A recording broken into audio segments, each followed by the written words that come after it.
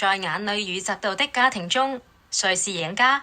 創世記第29章31節至第30章24節，誦讀第1至13節。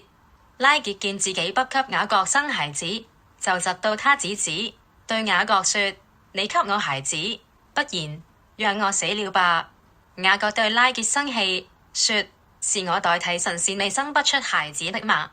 拉結說：看啊，我的使女辟拉在這裏，你可以與她同房，使她生子歸在我膝下，我也可以藉着她得孩子。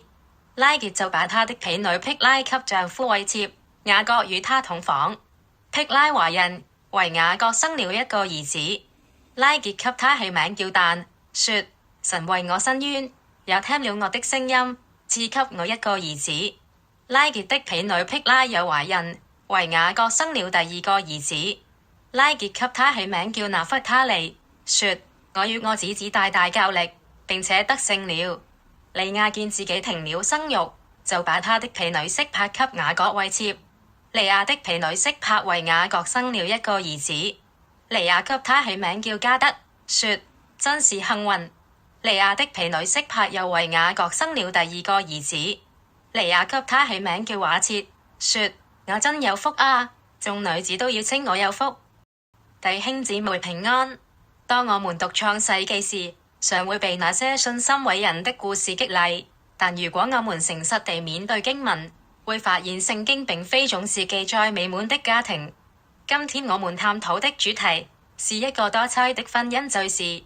聖經非常清楚地讓我們看見，當人類偏離了神在伊甸園定下一夫一妻的設計時，帶來的往往不是雙倍的幸福，而是加倍的悲劇。聖經用最真實，甚至有點赤裸的不足，揭開了這些破碎家庭的傷口。雅各因被岳父欺騙而娶了利亞與拉結兩姊妹，這段婚姻從一開始就埋下了競爭的種子。聖經描述了他們的困境：利亞失寵，不被愛；拉結不生育。利亞的渴望，她雖然擁有了名分和孩子，卻得不到丈夫的心。她給孩子起的名字流便，耶和華看見我的苦情；西面，耶和華聽見我受委屈，都是在向雅各吶喊。現在我的丈夫該愛我了吧？拉結的焦慮，她擁有了丈夫全部的愛，卻因為沒有孩子而感到生命空虛。她甚至對雅各咆哮：你給我孩子，不然我就死了。這兩位女性陷入了一場無終止的摔跤，為了贏得丈夫的關注或生育的權力，她們不惜動用待人手段，甚至像交易貨物一樣，用曼陀羅草，這古老傳說能促使生育的草藥，來交換與丈夫同寢的權利。這不是在經營家庭，而是在戰場上博弈。我們在故事中看到，利亞和拉結試圖透過各種人的手段來掌控局面，他們操縱生育，互相攻擊，彼此嫉妒。然而，聖經的敘述者提醒我們一個關鍵：所有的操縱最終都是徒勞的。經文強調，是耶和華開啟了利亞的子宮，後來也是神顧念拉結，應允了他。這是在告訴我們，生命的主權在神，人類的籌劃與爭奪無法強行換取上帝的賜福。人的罪性，即便是在應許的家族中，人的心中依然充滿了自私、偏心與苦毒。雅各的偏愛導致了利亞的痛苦，而利亞孩子們的怨恨，最終導致了約瑟被賣。這是一個環環相扣的悲劇，讓我們看見罪如何代代相傳。講到這裡，我們或許會問：為什麼上帝要選擇這樣一個紛爭不斷、充滿欺騙與尖酸刻薄的家族，來作為12支派的祖先？為什麼救贖的應許要透過這些不完美的人來實現？12支派的祖先並非誕生於一個模範家庭，而是誕生在一個破碎、充滿嫉妒與眼淚的環境中。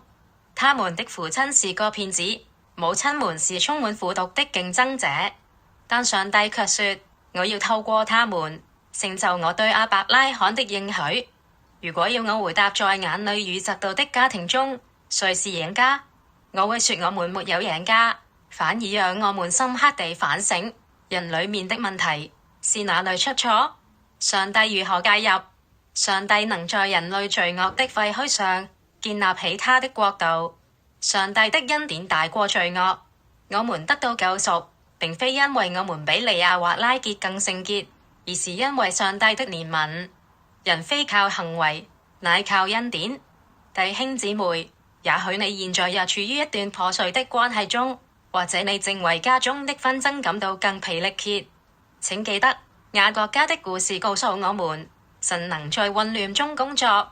他看見了利亞的眼淚，也聽見了拉結的哀求。讓我們放下手中試圖操控別人的風茄和曼陀羅草，轉向那位掌管生命、施予恩典的神。我們一起禱告。親愛的天父，感謝你透過雅各一家的故事提醒我們，你的恩典總是在人的軟弱上顯得完全。求你醫治我們家庭中的傷痕，讓我們不再靠自己的手段去爭奪愛與安全感，而是單單仰望你的供應。奉主耶穌基督的名求，阿門。我們繼續為弱勢群體尋求定居祈禱，為烏克蘭有充足保護與有力量達到和平而祈禱，為戰爭失去家人的家庭祈禱，為含冤受刑不能出獄的人祈禱，求主憐憫。靈修問題：你從前怎樣用自己的方式試圖操控局面，試圖換取屬於自己的安全感？如果今天選擇放手交給神，對你而言最大的挑戰會是什麼？